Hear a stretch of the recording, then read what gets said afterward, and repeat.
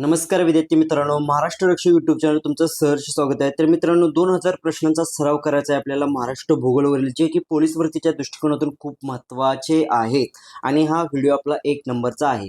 प्रश्न क्रमांक 1 आपण पाहूया। प्रश्न क्रमांक 1 आहे, महाराष्ट्राचा अक्षवृत्तीय विस्तार काय आहे? तर महाराष्ट्राचा अक्षवृत्तीय विस्तार आहे 15.8 अंश उत्तर अक्षवृत्त ते 22.1 अंश उत्तर अक्षवृत्त। प्रश्न क्रमांक 2 आहे, महाराष्ट्राचा रेखावृत्तीय विस्तार किती आहे? तर महाराष्ट्राचा रेखावृत्तीय विस्तार आहे 72.6 अंश पूर्व रेखावृत्त ते 80.9 अंश पूर्व रेखावृत्त। प्रश्न क्रमांक 3 आहे, महाराष्ट्राचा सर्वसाधारण आकार कसा आहे? तर महाराष्ट्राचा सर्वसाधारण आकार हा त्रिकोणाकृती आहे। प्रश्न क्रमांक 4 आहे, महाराष्ट्राची पूर्व पश्चिम लांबी किती किलोमीटर आहे? तर महाराष्ट्राची पूर्व पश्चिम लांबी 800 किलोमीटर आहे।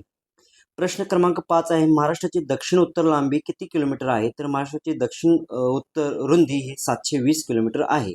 प्रश्न क्रमांक 6 आहे, महाराष्ट्राचे एकूण क्षेत्रफळ किती चौरस किलोमीटर आहे? तर महाराष्ट्राचे एकूण क्षेत्रफळ 3,07,713 चौरस किलोमीटर आहे। प्रश्न क्रमांक 7 आहे, क्षेत्रफळाच्या दृष्टीने महाराष्ट्राचा भारतात कितवा क्रमांक लागतो? तर क्षेत्रफळाच्या दृष्टीने महाराष्ट्राचा भारतात 3रा क्रमांक लागतो। प्रश्न क्रमांक 8 आहे, महाराष्ट्राने भारताचा एकूण किती टक्के भूभाग व्यापलेला आहे? तर महाराष्ट्राने भारताचा एकूण 9.36% भारताचा भूभाग व्यापलेला आहे। त्यानंतर प्रश्न क्रमांक 9 आहे, 2011च्या जनगणनेनुसार महाराष्ट्राची एकूण किती लोकसंख्या होती? तर 2011च्या जनगणनेनुसार महाराष्ट्राची एकूण 11,23,74,000 लोकसंख्या होती। प्रश्न क्रमांक 10 आहे, लोकसंख्येच्या दृष्टीने महाराष्ट्राचा भारतात कितवा क्रमांक लागतो? तर लोकसंख्येच्या दृष्टीने महाराष्ट्राचा भारतात 2रा क्रमांक लागतो। पुढील प्रश्न आपण पाहूया। मित्रांनो, व्हिडिओला आपल्याला लाईक करायचं आहे, कमेंट करायचं आहे व्हिडिओ कसा आहे आणि आपल्या चॅनलला सबस्क्राईब करायचं आहे। प्रश्न क्रमांक 11 आहे, भारताच्या एकूण लोकसंख्येपैकी किती टक्के लोक महाराष्ट्रात राहतात? तर भारताच्या एकूण लोकसंख्येपैकी महाराष्ट्रात 9.28% लोक राहतात। प्रश्न क्रमांक 12 आहे, महाराष्ट्र राज्याची राजधानी कोणती आहे? तर महाराष्ट्र राज्याची राजधानी मुंबई आहे। प्रश्न क्रमांक 13 आहे, महाराष्ट्र राज्याची उपराजधानी कोणती आहे? तर महाराष्ट्र राज्याची उपराजधानी नागपूर जिल्हा आहे। प्रश्न क्रमांक 14 आहे, महाराष्ट्रात एकूण किती प्रशासकीय विभाग आहेत? तर महाराष्ट्रात एकूण 6 प्रशासकीय विभाग आहेत। प्रश्न क्रमांक 15 आहे, महाराष्ट्रात एकूण किती प्रादेशिक विभाग मानले जातात? तर महाराष्ट्रात एकूण 5 प्रादेशिक विभाग मानले जातात। प्रश्न क्रमांक 16 आहे, महाराष्ट्रात एकूण किती जिल्ह्यांची संख्या आहे? तर महाराष्ट्रात एकूण 36 जिल्ह्यांची संख्या आहे। प्रश्न क्रमांक 17, महाराष्ट्रात एकूण तालुक्यांची संख्या किती आहे? तर महाराष्ट्रात एकूण 358 तालुके आहेत। प्रश्न क्रमांक 18, महाराष्ट्रात एकूण किती जिल्हा परिषद आहेत? तर महाराष्ट्रात एकूण 34 जिल्हा परिषद आहेत। प्रश्न क्रमांक 19, महाराष्ट्रात एकूण पंचायत समितींची संख्या किती आहे? तर महाराष्ट्रात एकूण 351 पंचायत समितीची संख्या आहे। प्रश्न क्रमांक 20, महाराष्ट्रात एकूण किती कृषी हवामान विभाग आहेत? तर महाराष्ट्रात एकूण 9 हवामान विभाग आहेत।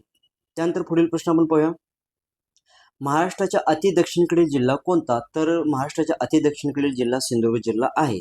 प्रश्न क्रमांक 23, महाराष्ट्राचा राज्य प्राणी कोणता? तर महाराष्ट्राचा राज्य प्राणी शेकरू आहे।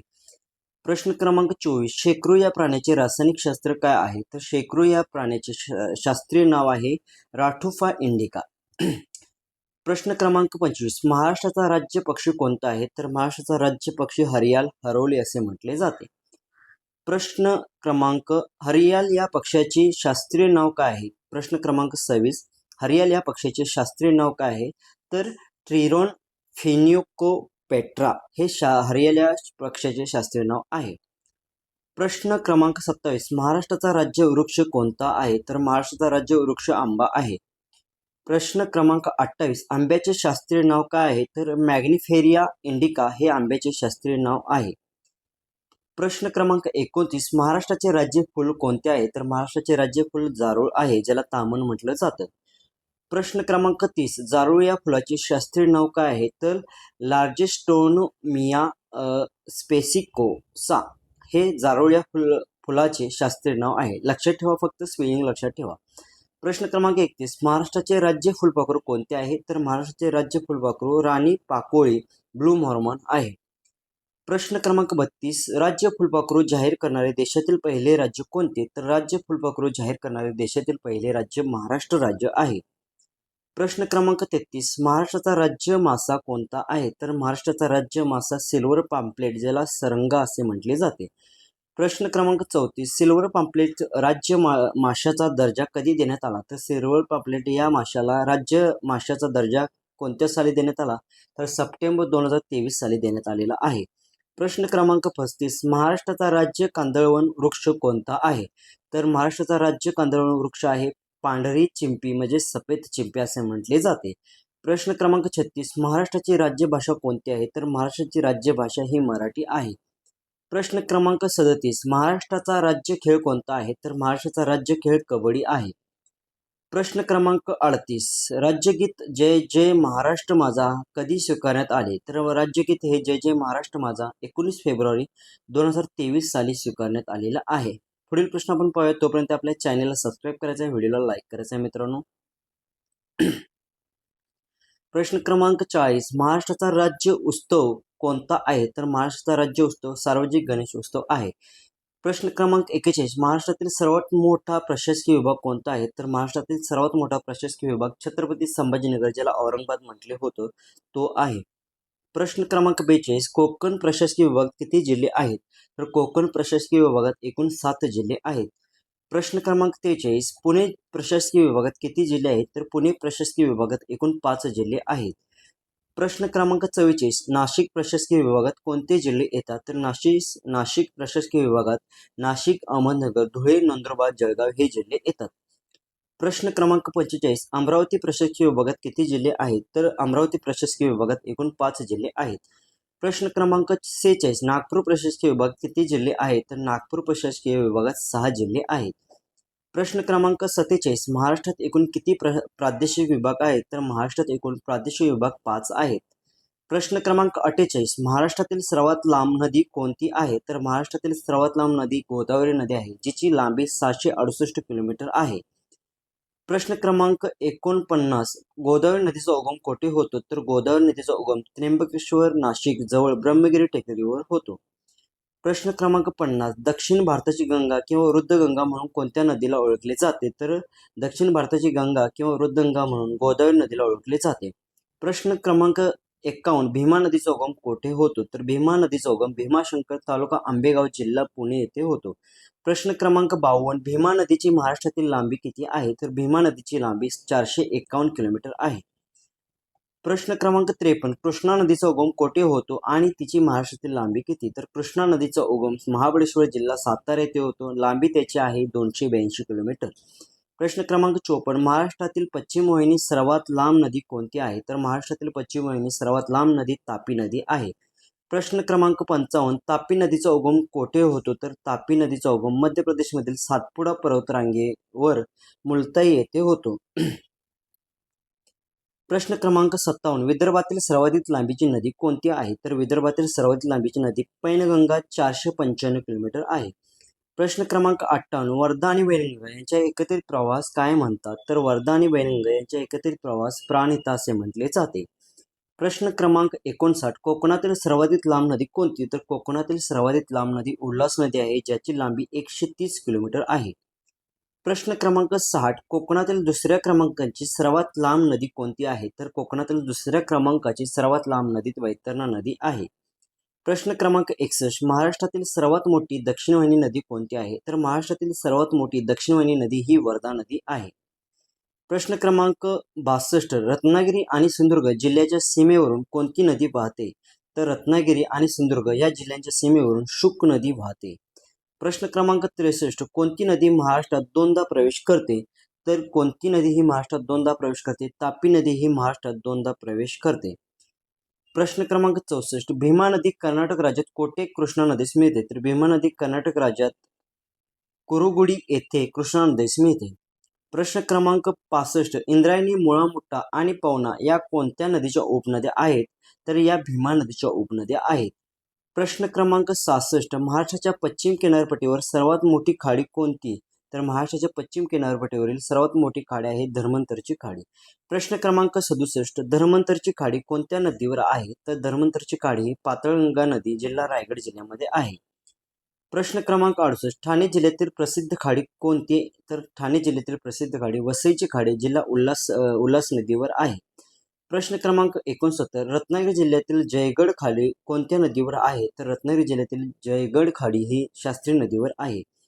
प्रश्न क्रमांक 70 सिंधुदुर्ग जिल्ह्यातील कर्ली खाडी कोणत्या नदीवर आहे? तर सिंधुदुर्ग जिल्ह्यातील कर्ली खाडी ही कर्ली नदीवर आहे. प्रश्न क्रमांक 71 दाभोळची खाडी कोणत्या नदीवर आहे? तर दाभोळची खाडी ही वैशिष्ट्य नदीवर आहे. प्रश्न क्रमांक 72 मुंबई उपनगरातील महत्त्वाच्या खाड्या कोणत्या? तर मुंबई उपनगरातील मनोरी, मालाड आणि माहीम ह्या महत्त्वाच्या खाड्या आहेत. पुढील प्रश्न पाहूया. तोपर्यंत आपल्या व्हिडिओला लाईक करा, चॅनलला सबस्क्राईब करा मित्रांनो, आणि व्हिडिओ कसा वाटते कमेंट करा. प्रश्न 74 पुणे शहर कोणत्या नदीच्या संगमावर काठी वसलेले आहे? तर पुणे शहर हे मुळा मोठा नदीच्या संगमावर काठी वसलेले आहे. प्रश्न क्रमांक 75 पंढरपूर हे प्रसिद्ध तीर्थक्षेत्र कोणत्या नदीच्या काठावर आहे? तर पंढरपूर हे प्रसिद्ध तीर्थक्षेत्र भीमा नदी म्हणजे चंद्रभागा नदीच्या काठावर आहे.